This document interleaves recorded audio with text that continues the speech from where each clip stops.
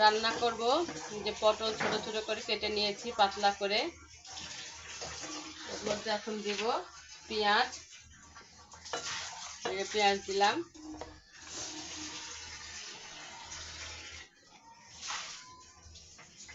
কাঁচামরিচ অল্প পরিমাণ, পুঁটি মাছ চচ্চড়ি করব মাখাই নিয়ে। এই যে আদা রসুন বাটা এখানে দিলাম, এখানে খুব বেশি দিব না, 1.5 চামচের মতো।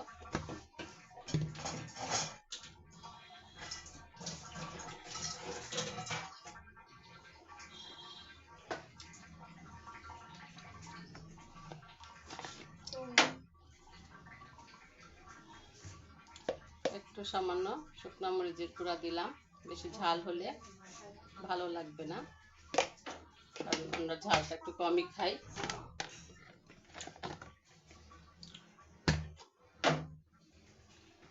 যদি কেউ ঝাল বেশি খাও তারা ঝাল বেশি দিয়ে নিও। এতে হলুদ দিলাম চামিচ,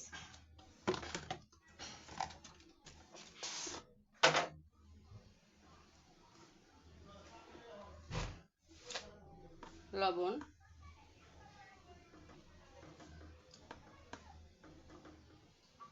দেড় চামিচ,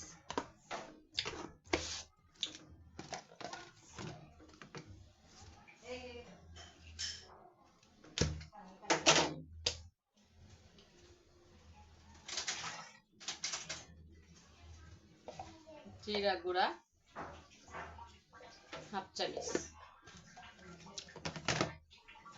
জিরা গুঁড়া। এখন এখানে তেল দেব পরিমাণ মতো।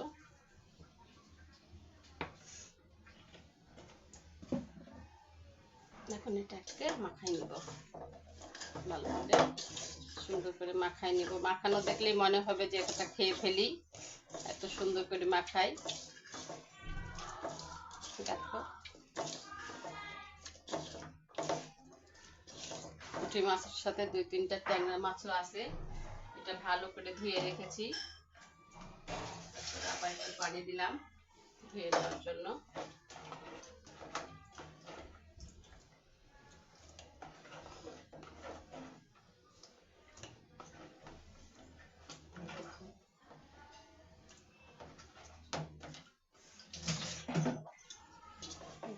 ভালো করে মেখে নিব।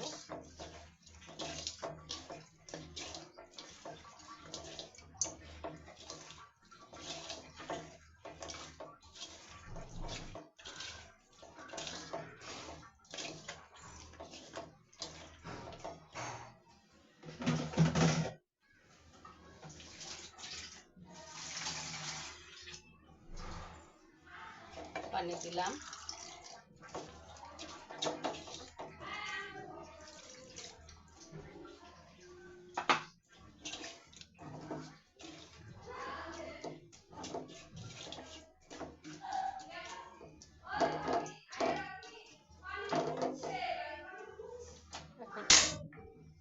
জাল ধরাই দিলাম।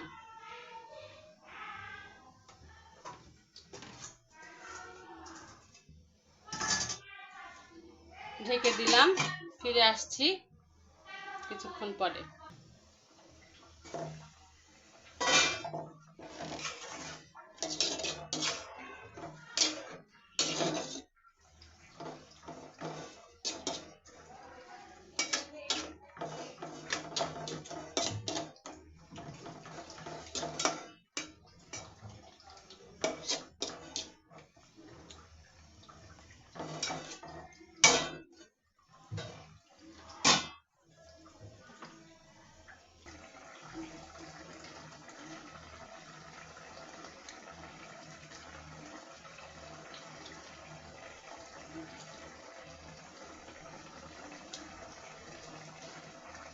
এই তো প্রায় হয়ে গেছে, আর একটু একদম শুকনা শুকনা হবে, এটা একদম শুকিয়ে যাবে, কোনো রকম মানে ইয়ে থাকবে না।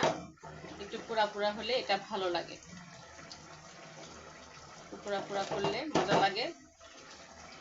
তোমরা কিন্তু আমার ভিডিও দেখো, কিন্তু আমার কেউ কমেন্টে কিচ্ছু জানাও না। একটু কমেন্ট করো তোমরা, আমাকে কমেন্টে জানিয়ে দিও আর ফলো দিও।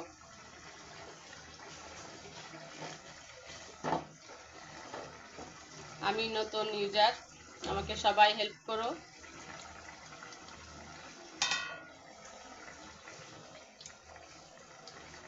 জালটা একটু কমিয়ে দিলাম, বা ঢেকে দেই।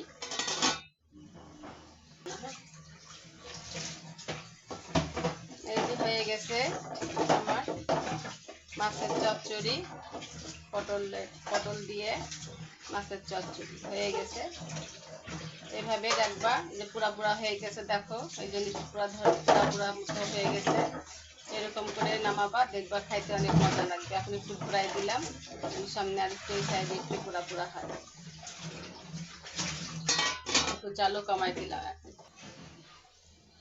এই যে তেল উঠে গেছে, এদিকে পুরা পুরা হয়ে গেছে, এখন কিচ্ছু নাই, এখন শুধু তেল উঠে গেছে। এই অবস্থায় রান্নাটা শেষ হবে। এখন শেষ করেছি। তোমরা এইভাবে রান্না করে খেয়ে দেখো, দেখে আমাকে কমেন্টে জানিয়ে দিও। আর সবাই ভালো থাকো, সুস্থ থাকো, দোয়া করি।